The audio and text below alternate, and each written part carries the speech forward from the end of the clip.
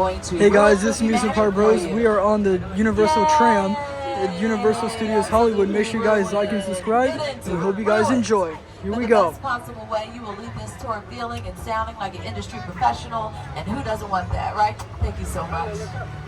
I know I would. So, we're going to get going in just a bit. Sit back, relax, enjoy not walking around for 45 minutes to an hour. You're welcome, parents.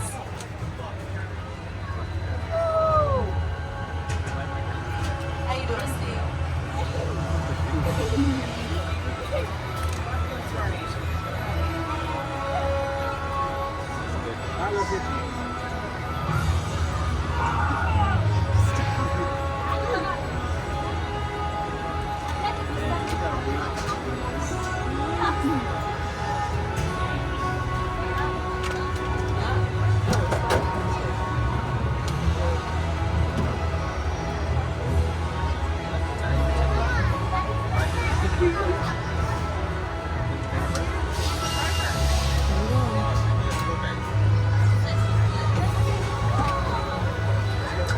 Do it. We got 2 thumbs up, everyone. It means it's time to get on out of here. 2 feet away, goodbye to those strangers in line you'll probably never see again. Because they are strangers and it would be weird. Bye. Bye, strangers. Got things to do, places to see. Let's go.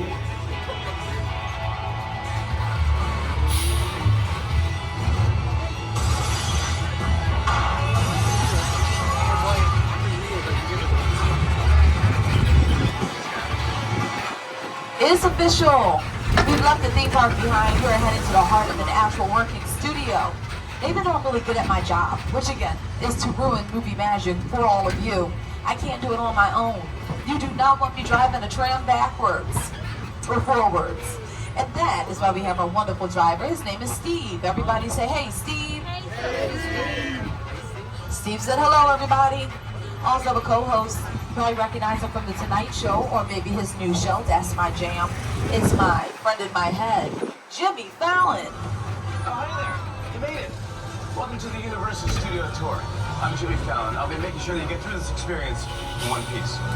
You've got the very best guide. Danny. And the greatest driver. Steve. They're the best. I love them.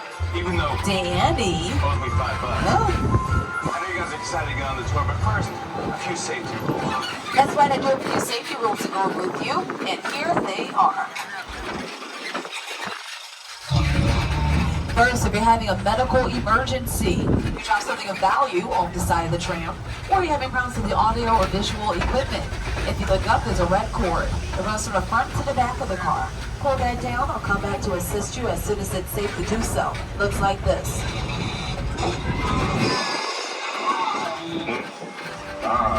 Please remain seated at all times. Keep your arms and legs inside the vehicle. The studio is private property, so if you drop your phone or need to use the restroom, pull the cord and remain seated. Please no smoking of any kind. And be prepared, our tour today features loud noises, fire effects, sudden train movements, and water effects. When have the cameras on for great photo opportunities, but keep an eye on them so they don't get wet. Finally, for your safety and those around you, please do not use selfie sticks while on board the tram. Alright everybody, we made our way down our timeline. We are about to enter the front lot of our studio. Now the front lot has a lot going on. We've got editing bays, casting offices. But let's first talk sound stages, because it's the first thing you're going to see. Sound stage 12 is over on your left-hand side. It's where we filmed the first 20 seasons of The Voice. Here are the other productions that have filmed inside the Soundstage 12.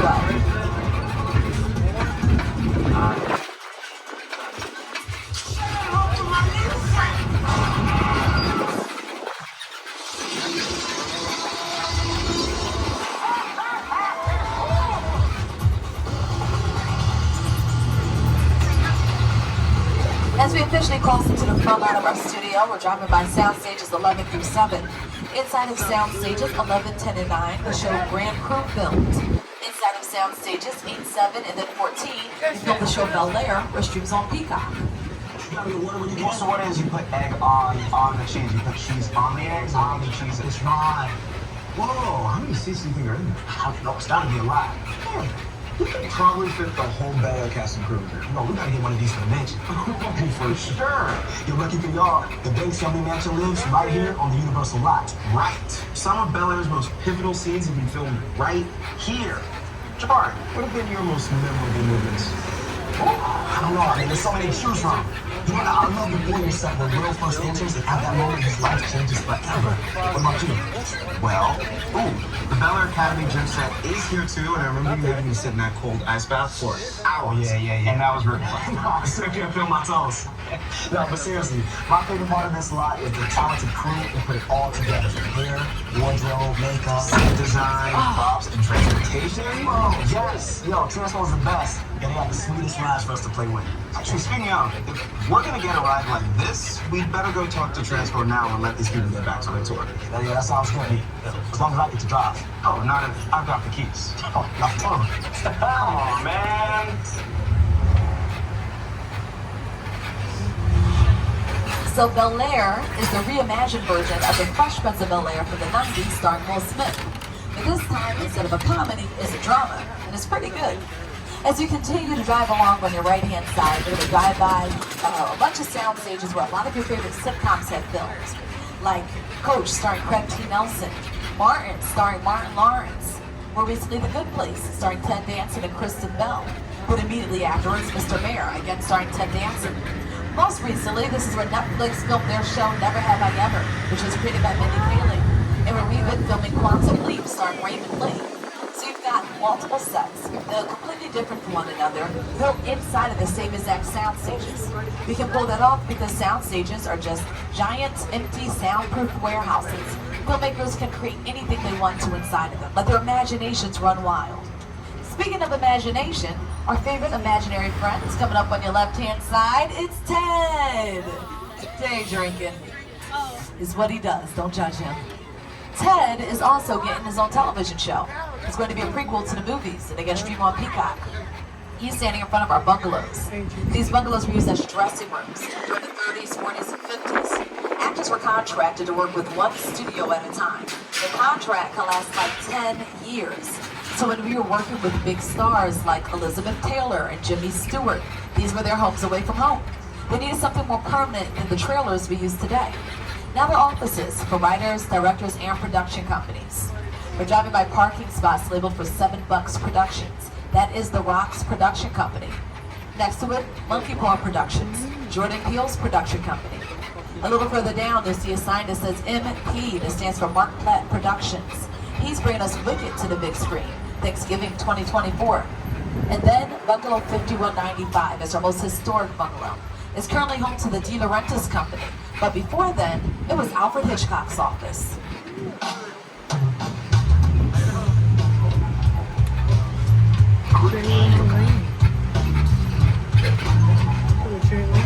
My name is Alfred Hitchcock. We like looking at something. Scene looks like.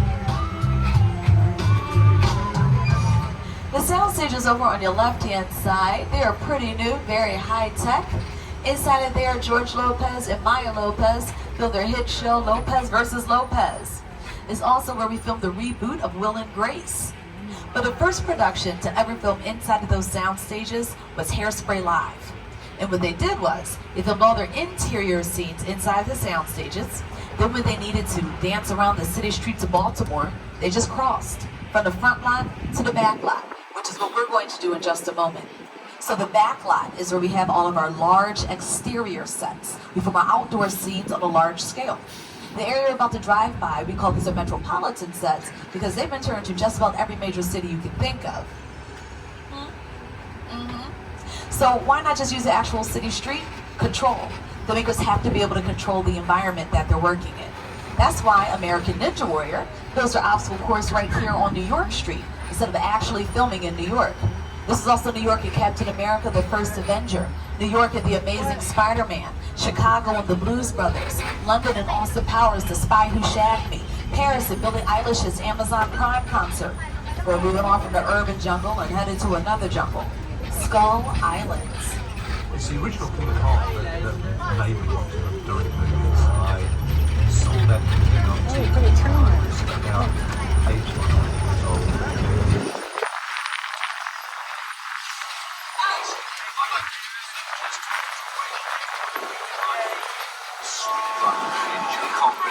the nothing. You're on board the ship, you're sailing to a lost island, you're encountering monsters and creatures from, prehistoric times.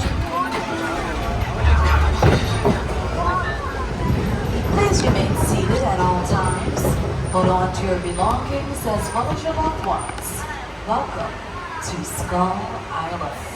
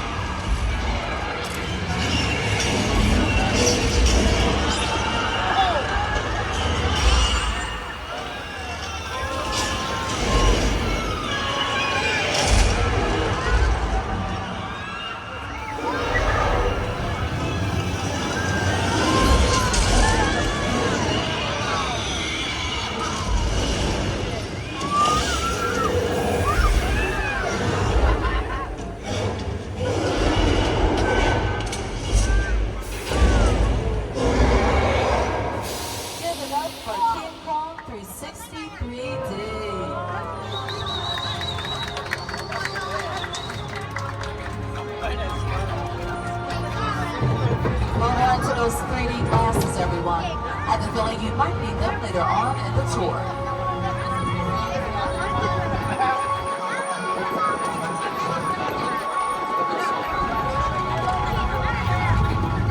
That was King Kong 360 3D, one of the largest, most intense 3D experiences on this planet. And it was brought to you by Peter Jackson, as well as the filmmakers at Weta FX.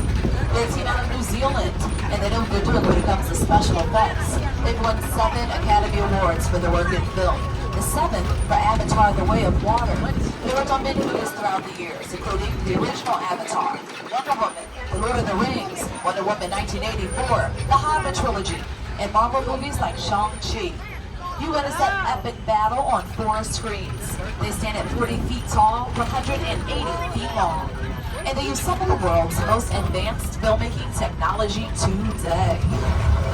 With a project like the studio tour, the audience is in the middle of the environment. They're looking in all directions. There's creatures coming at them. They're seeing Kong from this side and T-Rexes from the other side. Working on a movie, we always know what they're looking straight ahead. They're looking at the shots we're working on. Here you have to take into account that people are looking in all directions. Also, one of the things about this ride, unlike the movies that we're used to working on, there's no cuts because it's one giant shot. So this was a great example of how filmmakers can create an entire world using only CGI, computer-generated imagery, special effects.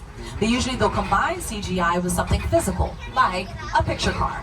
A picture car is any vehicle you see on screen, whether it's television, film, streaming online, and Steve has taken us to see some of Universal's finest. So pull out your cameras and phones. We have some cool cars coming up on your left-hand side.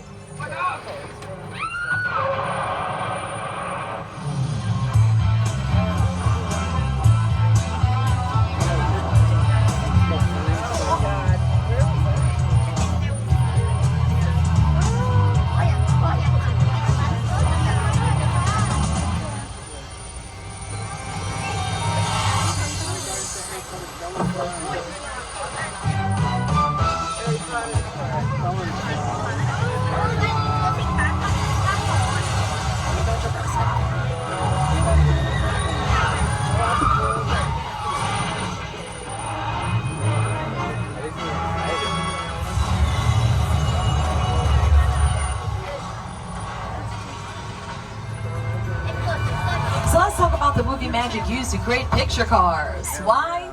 So we can ruin it. They're not made out of what you think. The Flintstones cars, those were modified golf carts.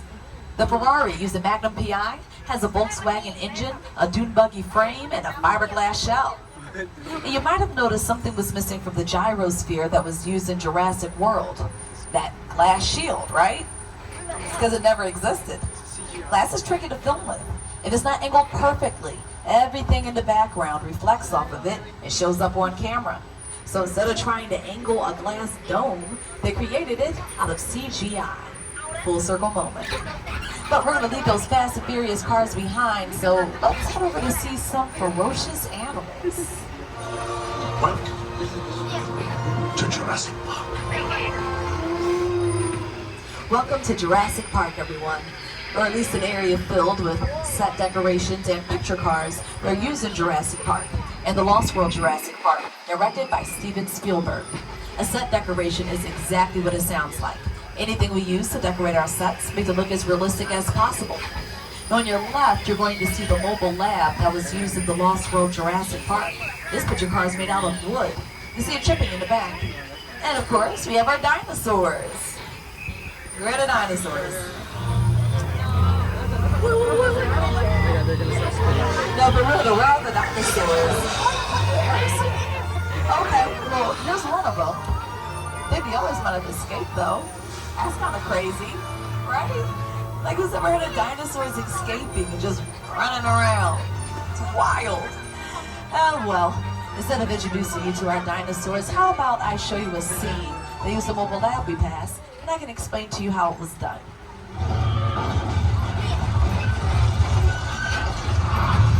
So this is the scene from the Lost World Jurassic Park. That is the same wooden mobile lab we just drove by, but that is not a clip in Costa Rica. That's a parking structure we passed by during the beginning of the tour. In order to make this scene happen, we took a crane, picked up the mobile lab, dangled it over the side of the building. The cherry on top was that they made it rain. Why, you ask? Another great question. It's because weather affects us emotionally. It's a vibe. So we brought you into Old Mexico so we can show you how to create a little Hollywood storm.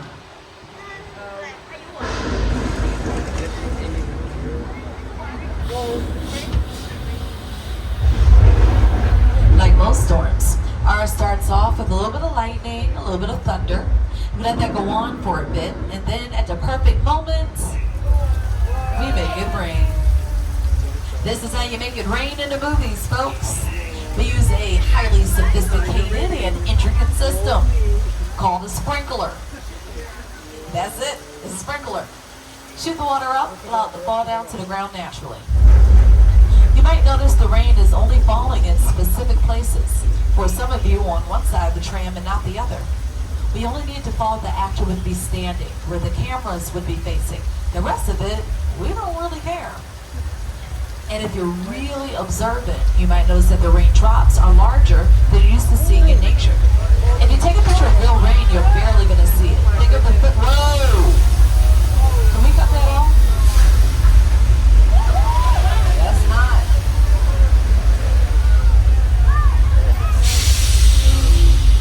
Yeah, remember when I said there were water effects on this tour? So that was our collide. Thousands of gallons of water and how the tanks at the top of the hill. All we do is open up the floodgates, the water runs down, splashes up in your face, goes right back up again. The same flood was featured in the movie Big Fat Liar, starring Paul Giamatti, Amanda Bynes, and Frankie Muniz. You cannot run the wall!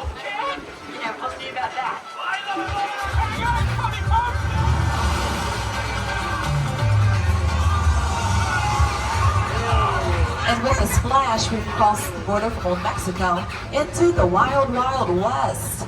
Welcome to 6 Points, y'all. And this is where some of the biggest and baddest movie and television cowboys have filmed, like Brad Pitt and Leonardo DiCaprio in Once Upon a Time in Hollywood.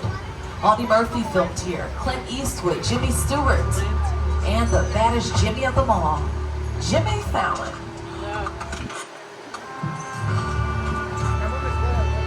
This town ain't big enough for the both of us, Jimmy Fallon. Well, I ain't going anywhere, Jimmy Fallon.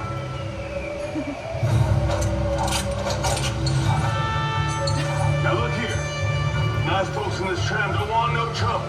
They just want to check out 6 Points, one of the oldest sets on the Universal line. I heard this is where John Wayne and Jimmy Stewart shot a few of their westerns. That's right. That's where I aim to shoot. Looks like we got ourselves a Mexican standoff. Lucky shot. Now what say you mount up and get out of town while the getting's good? All right. Well, I'll see you again, Fallon. Or you can count on it, fella. Now get. We just haven't talked it out, that's all. Alright guys, that's gonna end this video. Stay tuned for part 2.